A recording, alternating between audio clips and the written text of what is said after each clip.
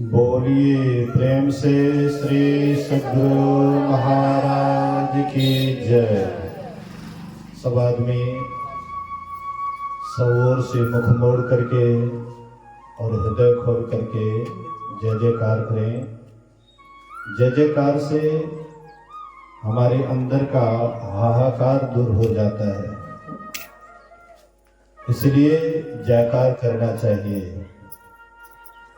जयकार बराबर जिसको आदत लग जाता है तो कभी भी कोई संकट या विपत्ति आती है तो स्वाभाविक उसको ईश्वर का ख्याल आ जाता है। गोस्वामी तुलसीदास जी महाराज कहते हैं, भाव कुभाव अनख आलस हो, नाम जपत मंगल दिस दस हो।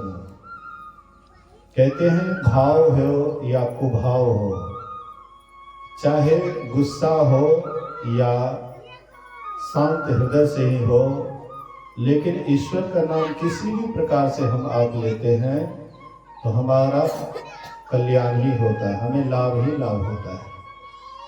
इसलिए सब आदमी सब ओर से ख्याल को मोड़ करके गुरु महाराज जी का जय जयकार बुलंद आवाज में करें। बोलिए श्री सद्गुरु महाराज की जय। अखंड मंडलाकारं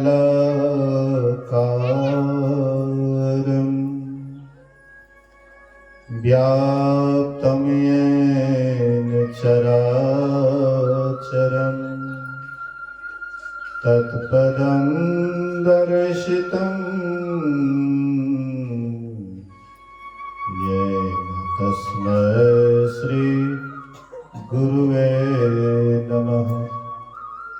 धन्य धन्य सतगुरु सुखद महिमा कही न जाए।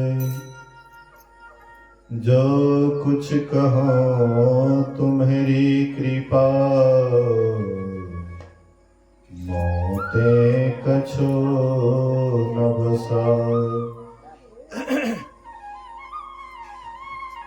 समवेत समादरणीय सज्जन वृंद, आदरणीय माताओं तथा भक्तिमती बहनों, एक दिवसीय संतमत सत्संग का आयोजन परम श्रद्धेय चंदीलाल शाह जी के निवास स्थान पर हो रहा है। उनके सुपुत्र देव जी और उनको पुत्र रत्न की प्राप्ति हुई है। इसी शुभ अवसर पर हम आप यत्र तत्र से एकत्र होकर संतों के वचन को सुनने के लिए आए हैं। संतों का वचन क्या है? हम आप अमृत का नाम सुने होंगे कि अमृत पीने से अमर हो जाता है, और कौन ऐसा व्यक्ति है जो अमृत पीना नहीं चाहता है? प्रत्येक व्यक्ति अमृत पीना चाहता है, अमर होना चाहता है, कोई मरना नहीं चाहता है। लेकिन वह जो अमृत सुनते हैं जिससे अमर होता है, वह अमृत कहाँ है? लोग वह अमृत को बहुत जगह खोजते हैं। कोई उस अमृत को कहते हैं कि चंद्रमा में है, तो लोग सोचते हैं कि वह चंद्रमा को जो अमृत मिला है हमें भी मिले। कोई कहते हैं कि वह अमृत सूर्य के पास है, कोई कहते हैं वह अमृत पाताल या समुद्र में है, कोई कहते हैं देवताओं के राजा इंद्र के पास है। लेकिन दरिया साहब कहते हैं कि अमृत है असली संतों के पास। संत वचन वह सुधा, देव भी जिसके सदा भिखारी। संतों का जो वचन है उसी को असली अमृत कहा गया है। और ये अमृत के लिए देवता भी ललायित रहते हैं, वे भी भिखारी बने हुए। वो भी सोचते हैं कि यह अमृत हमको मिले, लेकिन वह अमृत उसको नहीं मिलता है। जब महाराज सुखदेव जी महाराज राजा परीक्षित को यही अमृत पान कराना चाह रहे थे, संतों का जो वचन है अमृत, यही अमृत पान कराना चाहते थे। उस समय में देवताओं के राजा इंद्र अमृत का कलश हाथ में लेकर के आ गए और सुखदेव जी महाराज से कहते हैं कि महाराज, ये अमृत मैं स्वर्ग से लाया हूं, ये परीक्षित को पिला दीजिए, ये अमर हो जाएगा। लेकिन जो अभी आप अमृत पान कराना चाह रहे हैं परीक्षित को, ये अमृत पान हमें कराइए। सुखदेव जी महाराज कहते तुम इसके अधिकारी नहीं हो, है नर प्रधान अधिकारी, इसके मनुष्य ही अधिकारी हैं, इसलिए तुम अपना अमृत अपने पास रखो और हम जो संतों का वचन है अमृत, वही असली अमृत हम इसको पिलाएंगे। अब हम समझ सकते हैं कि असली अमृत किनके पास है? संतों के पास है। संत महापुरुष वह अपने भीतर में अमृत पान करते हैं, असली अमृत हमारे भीतर में है और वह साधना के द्वारा अमृत मिलता है, ध्यान के द्वारा अमृत मिलता है। इसलिए वह अमृत पान करने के लिए ही हम आप उपस्थित हैं। अभी हम लोगों ने सुना श्री रामचरितमानस सारस्वती के द्वितीय सोपान अयोध्या कांड से। भगवान श्री राम के पिता महाराज दशरथ एक बार दर्पण देखते हैं, आईना देखते हैं। आईना तो हम आप भी देखते हैं। आईना हमारे चेहरे को दिखाता है कि हमारा चेहरा कैसा है। तो वही आईना महाराज दशरथ देखते हैं। देखिए दशरथ बाबू भी आ गए, बोलिए श्री सद्गुरु महाराज। एक महाराज दशरथ थे राम जी के पिता और दूसरे दशरथ कलयुग के आ गए। अच्छी बात है, हम लोगों को दर्शन दिए। बोलिए प्रेम से श्री सद्गुरु। तो महाराज दशरथ दर्पण देखते हैं, शीशा देखते हैं और शीशा में अपना चेहरा दिखाई पड़ा। तो चेहरा जैसे वे निहारते हैं, देखते हैं, तो चेहरे में दिखाई पड़ता है कान के पास एक पका हुआ बाल। कान के पास एक पका हुआ बाल दिखाई पड़ा। तो महाराज दशरथ विचार करते हैं कि ये पका हुआ बाल मानो संकेत कर रहा है कि अब तुम्हारा बुढ़ापा आ गया है, क्यों नहीं राम को राजगद्दी दे देते हो और तुम प्रभु का भजन करते हो।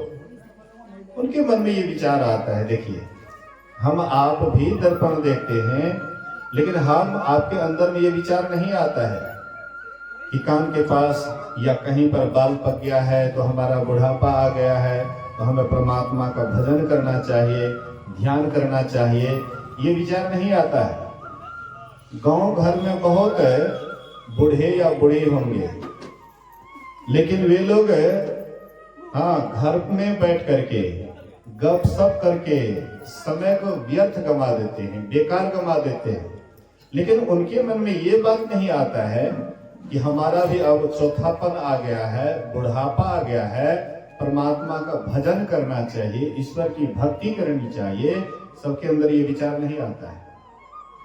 मरते दम तक भी ईश्वर का नाम याद नहीं आता है। एक आदमी कभी भगवान का नाम नहीं लेता था, कभी भी ईश्वर का नाम नहीं लेता था, लेकिन जब मरणासन्न अवस्था में आया तो भले कि कम से कम किसी तरह से इसको भगवान का याद दिलाना चाहिए, भगवान का नाम स्मरण कराना चाहिए। तो उसको किसी भी तरह से कितना कहते थे कि राम का नाम लो या सीताराम कहो, या गुरु का नाम लो, लेकिन वह नहीं लेना चाहती थी। कितनों कहते थे, नहीं लेना चाहते थे। अंत में सोचे कि भाई ऐसे नाम नहीं लेगा। एक घर जमाई था, उसका नाम था सीताराम। बोले कि कम से कम उसको बुला करके कहेंगे ये कौन है, तो किसी तरह से तो नाम लेगा। अजामिल का बेटा था नारायण। बोलिए प्रेम से श्री सद्गुरु महाराज। अजामिल का बेटा था नारायण। अंत समय में जब नारायण का अंतिम समय आया तो अजामिल का अंतिम समय आया तो वे क्या कहते हैं, नारायण नारायण नारायण नारायण नारायण, मतलब बेटा का नाम ले रहा था, लेकिन नारायण ईश्वर का भी नाम है। पहले जमाने में लोग नाम रखते थे ना, ईश्वर वाचक नाम रखते थे, लेकिन आजकल के नाम अलग ढंग का स्टैंडर्ड नाम आजकल होता है। वह नाम को नाम में और ईश्वर के नाम में कोई तालमेल नहीं होता है। लेकिन पहले जमाने में लोग बड़े सोच समझ करके और ईश्वर संबंधी नाम रखते थे। तो ये भी अपना छोटे बेटे का नाम नारायण रखा था। अंतिम समय में जब अंतिम श्वास निकलने लगा तो उस समय नारायण नारायण नारायण नारायण का नाम ले रहा था और उसी समय में यमदूत आ गए और यमदूत के साथ देवदूत भी आ जाते हैं। बोलिए प्रेम से श्री सद्गुरु महाराज की जय। यमदूत आए और इसको लेकर के चलने लगे। उसी समय देवदूत भी आ गए और कहते हैं ये इसको हम ले जाएंगे। देवदूत कहते थे हम ले जाएंगे और यमदूत कहते थे हम ले जाएंगे। अभी रहने दीजिए। बोलिए प्रेम से श्री सद्गुरु। यमदूत कहते थे हम ले जाएंगे और देवदूत कहते थे हम ले जाएंगे। दोनों में लड़ाई हो जाता है। तो देवदूत यमदूत को पिटाई मार पीट करके भगा देते हैं और अजामिल को लेकर के चलने लगे विष्णु भगवान के पास। तो ये अपने मालिक के पास गए, यमदूत यमराज के पास गए और यमराज से कहते हैं कि महाराज वह एक नंबर का पापी था, हाँ, इसीलिए मैं इसको ला रहा था। तो देखिए हमारा क्या हाल किया है देवदूत, हमारी पिटाई की है।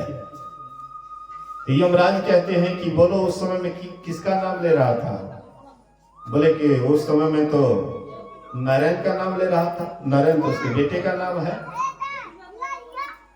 तो यमराज कहते हैं तो तुमको जाना ही नहीं चाहिए। अरे बेटे का ही सही, लेकिन भगवान का तो नाम ले रहा था, तो तुमको वहां नहीं जाना चाहिए। तुमने गलती किया, इसलिए पिटाई लगी। आज दिन से ऐसा काम मत करना।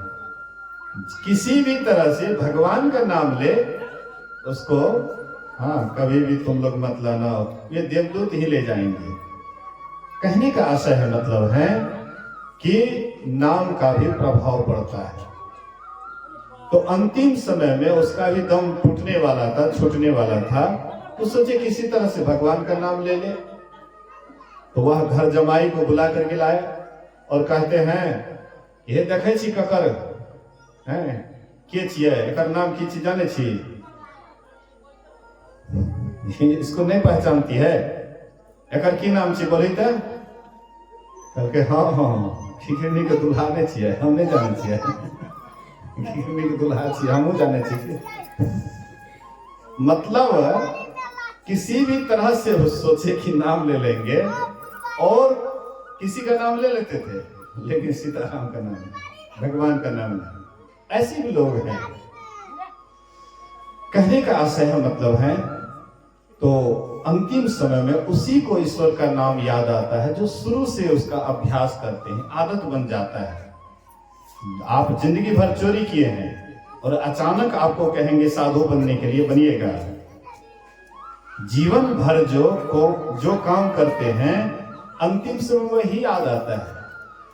तो जो जीवन भर भगवान की भक्ति करते हैं, परमात्मा की भक्ति करते हैं, सत्संग ध्यान करते हैं, अंतिम समय में कौन सी बात याद आएगा? वही नहीं आएगा है। हमारी माता जी पहले, बोलिए श्री सद्गुरु। हमारी माता जी पहले कहती थी और बात बोलती थी, और जब अंतिम समय आने लगा तब 2-3 दिन जब बचा तो कहते हैं अब हम नहीं बचू, हमरा आवे छे गुरु महाराज ले ले, अब हम चल जो। गुरु महाराज हमरा देखे छी, गुरु महाराज आवे छे हमरा ले ले।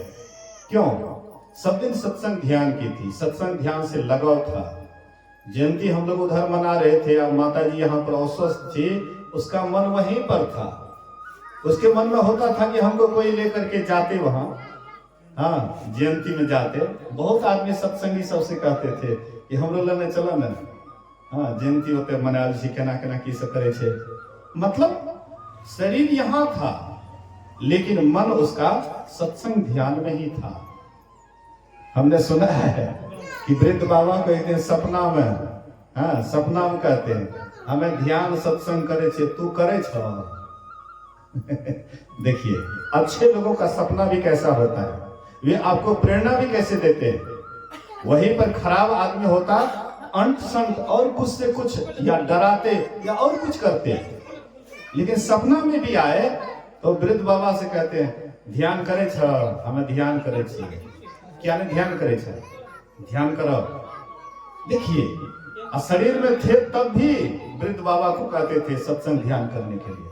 तो जिनका जिधर ख्याल रहता है जीवन भर, शरीर छोड़ते समय में भी उसका उधर ही ख्याल आता है। इसलिए चौथापन में कम से कम सबको सत्संगी बनना चाहिए। जब आप घर गृहस्थी से निवृत्त हो जाते हैं, बाल बच्चा आपका कमाने धमाने लग जाता है, अपने पैर पर खड़ा हो जाता है, जब आप फ्री हो जाते हैं तो मिलन चौक पर चले जाइए, ताश खेलता है उसको देखते रहिए कैसे कैसे ताश खेलता है, किसका हार होता है किसका जीत होता है। देखिए फालतू का समय बिताना लोग कितना पसंद करते हैं, लेकिन बगल में अगर सत्संग होता है तो लोग जाना नहीं चाहते। मन में होता है कोनो कहे ले हमरा, तो मिलन चौक के आदमी क्या बेर कहे ले जाए छो ताश खेले वाला, चलो तो कनिटा ताश देखे ले, ककर हार हेते ककर जीत हेते, आवे छे को कहे ले। कभी अमित के दुकान पर तो कभी मिलन चौक पर, कहीं पर 2-4-10 आदमी बैठ गया, रात को देखते हैं ताश का गुलछर्रा चलता है। सत्संग ध्यान की बात सुनकर के इतना एलर्जी कि हमको कहा है, अब बिना बुलाए चौक पर कैसे चले जाते हैं चाय पीने के लिए। राजनीति की बात बिना बुलाए आप चले जाते हैं। बहुत आदमी बाजार पर जाता है चाय पीने के लिए नहीं, बल्कि राजनीति की बात को, राजनीतिक बात सुनने के लिए, कहां पर क्या हुआ है। इस संसार का आपको इतनी चिंता है, संसार का समाचार सुनने के लिए आप इतना विकल है, लेकिन परमात्मा जो आपको संसार में भेजा है उससे आपको कोई मतलब नहीं। आप अभी जो करना है मनमाना कर लीजिए, लेकिन जब उसका बुलावा आएगा तो फिर कोई भी आपको काम नहीं देगा। कोई राजनेता आपको बचाने के लिए नहीं आएगा, ना राष्ट्रपति ना प्रधानमंत्री, कोई बचाने वाला नहीं आएगा। केवल आप अपने ही सुंदर विचार से, अपने ही बुद्धि विवेक से बच सकते हैं। लेकिन बुद्धि विवेक जब तक सत्संग नहीं करेंगे, साधना नहीं करेंगे, ध्यान नहीं करेंगे, तब तक असली बुद्धि विवेक से वंचित रहेंगे। तो महाराज दशरथ देखिए, महाराज दशरथ दर्पण में देखते हैं पका हुआ कान के पास बाल, इसीलिए उनको चिंता हो जाती है कि अब मेरा बुढ़ापा संकेत कर रहा है, क्यों नहीं राम को राजगद्दी दे करके मैं भगवान का भजन करो, परमात्मा का भजन करो। यह बात आता है मन में। अपने गुरुदेव के पास गए, गुरु वशिष्ठ के पास गए और जाकर के प्रणाम करते हैं। कहते गुरुदेव मेरी मन में ये इस तरह की इच्छा हो रही है कि अब मेरा बुढ़ापा आ गया है, क्यों नहीं राम को राजगद्दी दे दूं और मैं परमात्मा का भजन करूं। कहते वाह, तुम्हारे अंदर बड़ा ही उत्तम विचार है, मैं इस विचार का स्वागत करता हूं। लेकिन वह मुहूर्त देखा जाए कि कब राम को राजगद्दी दिया जाए। मुहूर्त देखते हैं, मुहूर्त मतलब किस समय में कौन काम करना चाहिए, उसका भी मुहूर्त होता है। पहले प्राचीन समय में लोग संतान भी उत्पन्न करते थे तो मुहूर्त देख करके करते थे। उत्तम मुहूर्त में संतान जब उत्पन्न होता था तो वह उत्तम विचार का होता था, सुंदर विचार का होता था। आप लोग सुने होंगे दीति और अदिति। दीति से देवता पैदा हुआ और अदिति से दानव पैदा हुआ। तो अदिति से दानव क्यों पैदा हुआ? तो अदिति संध्या के समय में, सांझ बाती के समय में पति के साथ क्रीड़ा करती है। कश्यप ऋषि कितना ही समझाए कि देवी अभी पति पत्नी का संजोग का समय नहीं है, इस समय में संजोग नहीं करना चाहिए। अभी में भूत प्रेत आदि शाम के समय में घूमते फिरते रहता है। एक बार एक सत्संगिनी थी, कुप्पाघाट आश्रम में, अंधेरे रूम था, अंधेरे था, और वहां पर वो भोजन कर रही थी, पूरा अंधेरा था, उसी भोजन कर रही थी। तो सिद्धार्थ बाबा आए, बोले कि अरे तो अन्हारे में भोजन करे छी? कहे हाँ। कहे भूतो परे तो अन्हार में खाए पिए छे, साथ में वो खेतो कनियोटा रोशनी के व्यवस्था के अन्हार में नहीं खाए। भूत प्रेत अंधेरा में, मतलब शाम के समय में भूत प्रेत शिव जी अपने गण के साथ में घूमते रहते हैं। इसलिए शाम के समय भोजन नहीं करना चाहिए। जैसे शाम होता है, संध्या होती है, रात्रि मतलब दिन का अंत और रात्रि का शुरुआत, जिस समय में सांझ बाती देते हैं उस समय भोजन नहीं करना चाहिए। थोड़ी देर संध्या वंदन कर लीजिए, परमात्मा का सुमरन कर लीजिए या पूजे पाठ कर लीजिए, जिसको मानते उसको मानते हैं मानिए, लेकिन थोड़ा देर करके कीजिए। मतलब ठीक संध्या के समय भोजन नहीं करना चाहिए। हिरण्यकश्यप का मृत्यु कब हुआ था? जब दिन का अंत और रात्रि का शुरुआत हुआ था, संध्या के समय में उसकी भी मृत्यु हुई थी। तो शाम के समय में, सांझ के समय में, सांझ बाती के समय में भोजन नहीं करना चाहिए। कहने का आशय है, तो महाराज दशरथ ये कश्यप कितनों समझाए अदिति से, लेकिन वह नहीं मानती है। दोनों का संजोग होता है, इसलिए दानव पैदा होता है।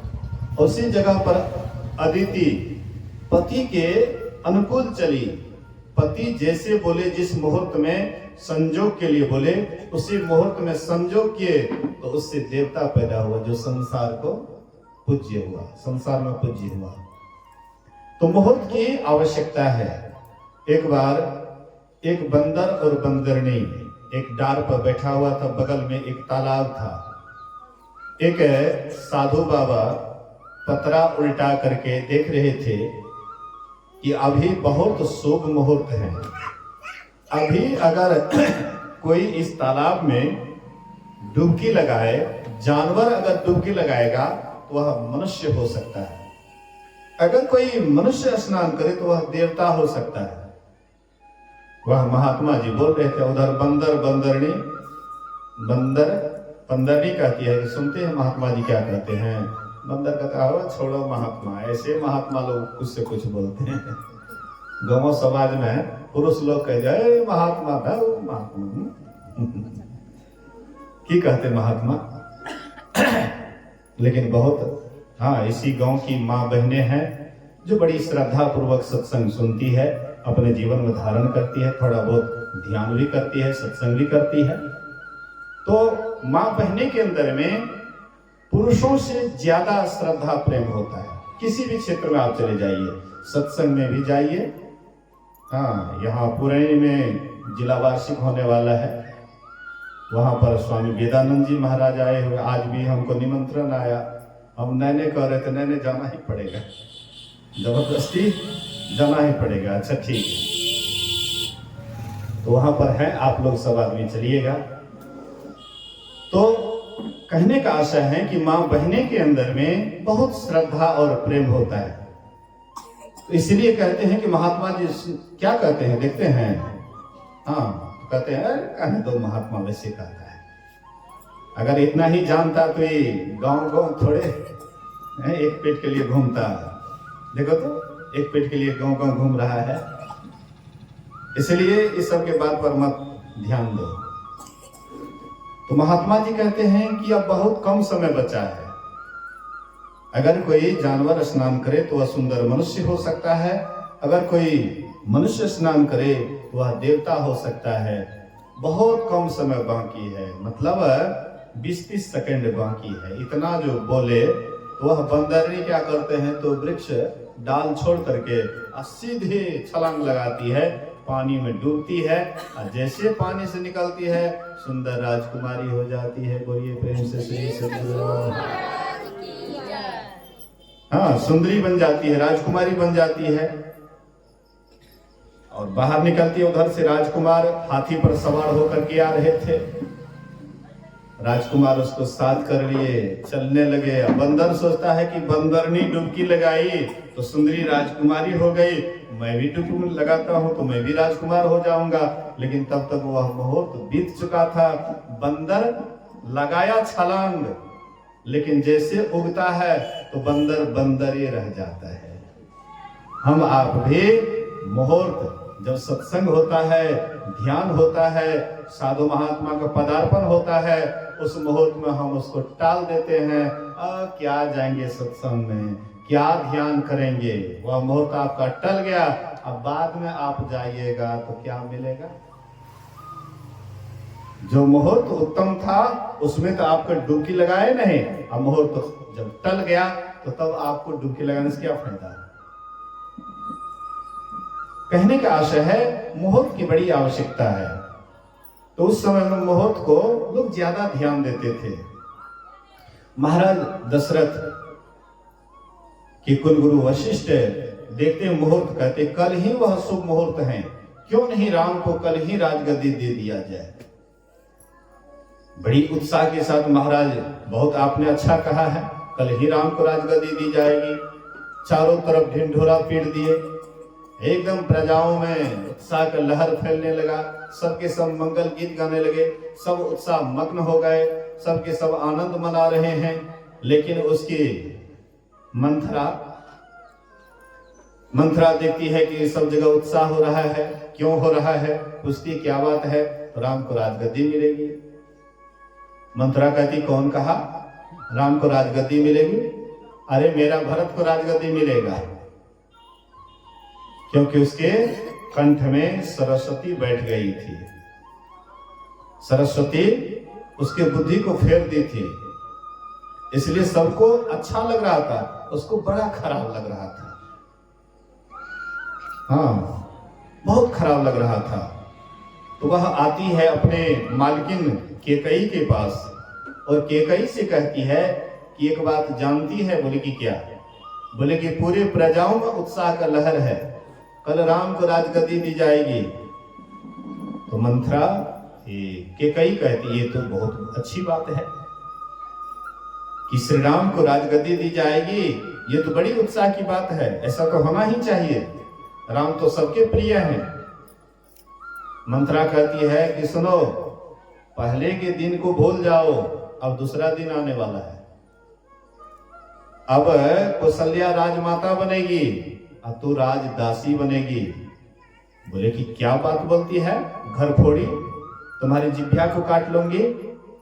बोले कि हाँ हाँ, कोई तुम्हारी भले की बात कहे तो तुम वही करोगी ना।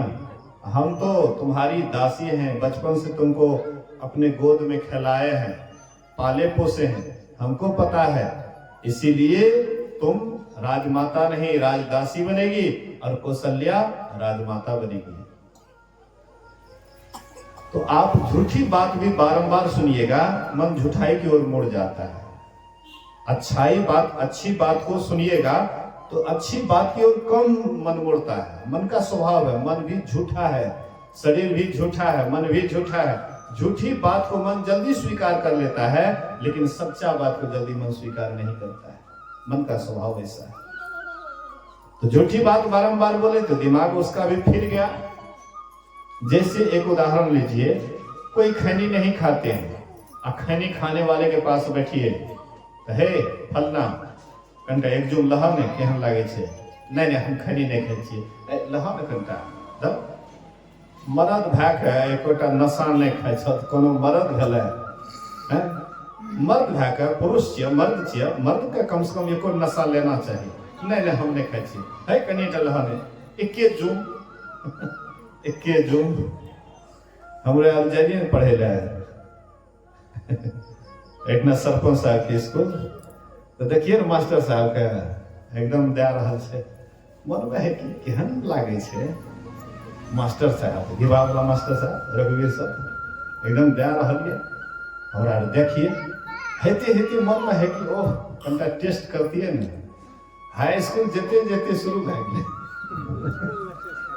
बोलिए श्री सदगुरु, हाई स्कूल जेते जेते शुरू भए गेलै, आ जब आवे चेक करे तो कभी कभी निकल गई।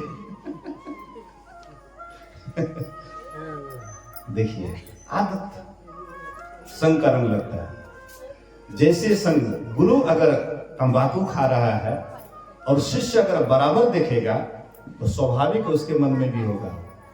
कोई पिता अगर शराब पीता है और बारंबार अपने बेटा उसका देखेगा, बेटे के भी मन में होगा कि शराब पीना चाहिए। कोई बीड़ी पीता है या सिगरेट पीता है और बारंबार जब आप देखिएगा तो मन में होगा कि एक शॉट हम ले लेते हैं। पहले जमाने में होता था एक घंटा बीड़ी लगा के लाता, आजकल तो कम, लेकिन पहले देखते थे बीड़ी लगा के लाता, और बीड़ी लगाने के लिए जाते थे तो उधर गुप्त रूप में शॉट मार ले कि बीड़ी बुतावे ना आ कंटा, हाँ मनो का आनंद लग रहे तो बीड़ी पीते। धीरे धीरे संग का रंग लगता है, जैसे का संग कीजिएगा स्वाभाविक वैसा रंग चढ़ जाएगा। तो इसीलिए झूठी बात को सुनते सुनते मन झूठाई की ओर मुड़ जाता है। जानते हैं जो खैनी खाता है और जो नहीं खाता है, तो खैनी नहीं खाने वाले से कहते हैं ए खैनी खाना, तो नहीं खैनी नहीं खाई छै। तो खैनी के नहीं खाई जाने छो, गधा ने खैनी खाई छै, तो गधे भए गेलो कि हैं, तो गधे भए गेलो खैनी नहीं खाई छो, नहीं खैनी नहीं खाई छै, नहीं गधा खैनी नहीं खाई छै। गधा के भेज दो तो खैनी वाला खेत में, हाँ गधा खैनी नहीं खाई छै। लेकिन उल्टा करके थोड़ा सा सोचिए कि गधा जब खैनी नहीं खाता है और जो खैनी खाता है तो गधा से भी बदतर हो गया। गधा खैनी नहीं खाता, गधा क्यों नहीं खैनी खाता है? उसके पास दिमाग नहीं है। बोलिए श्री सदगुरु। एक बार एक शेर बीमार पड़ा, शेर बीमार पड़ गया, अपने मंत्री से कहता, सियार से कहता है कि सियार भाई अरे कुछ भोजन की व्यवस्था करो। बोले कि आपके नाम सुन करके कौन आएगा? बोलना कि जाओ न, कहना कि शेर बीमार है, चलो भेंट करने के लिए। तो मंत्री चारों तरफ जंगल में घूमा, कोई तैयार नहीं हुआ, लेकिन अंत में एक गधा तैयार हो जाता है। हाँ गधा तैयार हो गया, कनी देर बैठने घर पर बैठते था, इंतजार करते। बोलिए प्रेम से श्री सदगुरु महाराज की जय। एक बार बुलंद आवाज में जयकार करें, बोलिए श्री सदगुरु। तो गधा तैयार हो गया, गधा आता है और हाँ जैसे शेर देखता है कि गधा आया, बहुत दिन का भूखा था, तुरंत छलांग मार करके जाता है और गधा के गर्दन को काट देता है। बोला कि मैं जा रहा हूं स्नान करने के लिए, बहुत दिनों के बाद आहार मिला है, भोजन मिला है, इसलिए मैं जा रहा हूं पहले स्नान करने के लिए, स्नान करके आऊंगा और फिर बढ़िया से खाऊंगा। शेर चले गए स्नान करने के लिए। मंत्री बड़ा भूखा था कई रोज से, मंत्री सोचा क्या करेंगे, तो गर्दन में घुस करके उसका दिमाग खा लिया, उसका हाँ दिल खा लिया, दिमाग खा लिया। और उधर से शेर आया, दहाड़ करके कहता है अरे इसके पास दिमाग कहाँ है, इसका दिमाग तो नहीं देखते हैं? कहते महाराज गधा बेदिमागी होता है, अगर इसके पास दिमाग होता तो आते आपके पास, इसके पास दिमाग होता ही नहीं है, इसीलिए तो आ गया है। मतलब कहने का जैसे गधा बेदिमागी होता है और जो खैनी खाता है वो उससे भी बेदिमागी होता है, गधा से भी गया गुजरा होता है। लेकिन आप जिसकी प्रशंसा सुनते हैं मन उधर आपका मुड़ जाता है। तो वैसे ही बारंबार कैकई को बारंबार उसकी दासी सुनाती है कि राम राजा बनेंगे, हाँ कौशल्या राजमाता बन जाएगी, तू राजदासी बन जाएगी, इसलिए अभी समय है कि रात भर में उलट फेर हो सकता है। तो कहते क्या करें? बोले कि देखो भरत को जहां पर राजा राम बनेगा वहां पर राजा भरत होना चाहिए और राम को वनवास होना चाहिए। महाराज के पास तुम्हारा 2 वरदान धरोहर रखा हुआ है, इसलिए पहले वरदान में तुम भरत को राजटीका और दूसरे वरदान में राम को वनवास। तो वह कोप भवन चली जाती है, कैकई कोप भवन जाती है। महाराज दशरथ को मालूम होता है ये गए मनाने के लिए, कैकई को सबसे ज्यादा मानते थे, सबसे सुंदरी थी कैकई, इसलिए उसको गए मनाने के लिए और कहते हे सुमुखी, ये इतना उत्साह समय में, इतना उल्लास के समय में तो क्यों इस तरह से कुबेश बनाई हुई है, कोप भवन में क्यों है, बताओ तुम्हें क्या दिक्कत है, क्या परेशानी है? तो बोले कि महाराज आपने 2 वरदान देने की बात कही थी, लेकिन आप दीजिएगा कि नहीं दीजिएगा हमको संदेह है। बोले कि अरे तुमने कभी मांगी नहीं इसलिए हमने दिया नहीं, इसलिए 2 के बदले तुम 4 मांग लो, क्योंकि राम को कल राज गद्दी मिलने वाली है, 2 के बदले 4 मांग लो। बड़े उत्साह का समय है। बोले कि महाराज हमको 4 नहीं चाहिए, 2 ही चाहिए, हाँ 2 ही चाहिए। बोले कि ठीक है मांगो। तो मांगते हैं तापस वेश विशेष उदासी 14 बरस राम वनवासी। प्रथम में मांगते हैं भरत को राजटीका और दूसरे वरदान में मांगते हैं राम को 14 वर्ष के लिए वनवास। इतना जो महाराज दशरथ सुने धड़ाम से नीचे गिर गए, धरती पर गिर गए, बेहोश हो गए और बोले कि हे अरे तू क्या मांग रही है? तुम हमको राम से जुदा मत करो, राम से अलग मत करो, क्योंकि राम जैसे ही वनवास जाएगा मेरा प्राण भी उसके साथ चला जाएगा, मैं राम के बिना एक पल भी नहीं रह सकता हूं। लेकिन कैकई कहती है कि अभी आप बोल रहे थे मांगो वरदान मांगो, अब मांग ली तब आपको क्यों परेशानी हो रहा है, स्त्री की तरह क्यों रुदन कर रहे हैं?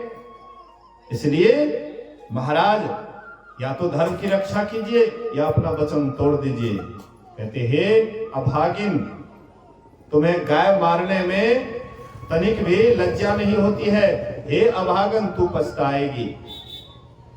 महाराज दशरथ बेहोश हो गए। धीरे धीरे सुबह हो जाता है, राम जी को मालूम होता है। राम जी सुमंत से पूछते हैं कि कल तो बड़ा इसी राज्य में उत्साह का लहर छा रहा था, आज क्यों उदास है, क्यों उदास है? तो सुमंत कहते हैं कि आप खुद पता कीजिए। महाराज राम गए, देखते हैं कि कैकई कुबेश बना करके बैठी है, महाराज दशरथ मूर्छित पड़ा हुआ है। कहते माँ क्या बात है, पिताजी क्यों मूर्छित हैं? बोले कि बेटा 2 वरदान तुम्हारे पिताजी हमें देने का वचन दिया था, वह यह है कि पहला वरदान में मांगे भरत को राजटीका और दूसरे वरदान में तुमको 14 वर्ष का वनवास। भगवान राम कहते हैं ये तो बहुत अच्छी बात है, इसके लिए महाराज बेहोश क्यों हो जाएंगे? बोले कि हाँ तुम्हारे मोह के कारण। बोले कि नहीं नहीं हमको विश्वास नहीं होता, ये तो बहुत छोटी सी बात है, मैं अभी जाता हूँ अपनी माँ से आशीर्वाद लेकर के और फिर पिता के चरण को छू करके, तुम्हारे चरण को छू करके अभी मैं तुरंत वनवास के लिए निकल रहा हूँ। राम जी गए, कौशल्या माँ से आशीर्वाद लेते हैं, उसके बाद महाराज का चरण छुए, चलने लग जाते हैं। सीता जी को मालूम हो जाता है, सीता जी आती है और कहते हैं कि हमको भी लेकर के चलिए। अंत में विवश कर दिए राम जी को संग जाने के लिए। बाद में लक्ष्मण आए, लक्ष्मण कहते हैं हमको हम भी जाएंगे आपके साथ में। तो बोले कि अपने माँ से आज्ञा ले लो। तो माँ सुमित्रा के पास गए और कहते, माँ मैं राम के साथ, भैया के साथ वन को जा रहा हूँ। कौशल्या सुमित्रा कहती है कि जब राम वनवास जा रहा है तो तुम्हारा यहाँ क्या काम, लेकिन बेटा जा रहे हो, इसी तरह भैया भाभी को किसी तरह कष्ट नहीं होना चाहिए।